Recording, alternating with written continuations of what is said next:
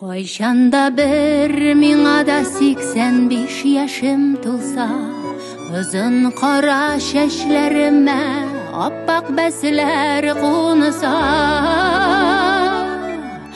атлаганда бөкрәеп, таянып таякларга, иртән азапланган чакта басалмый аякларга.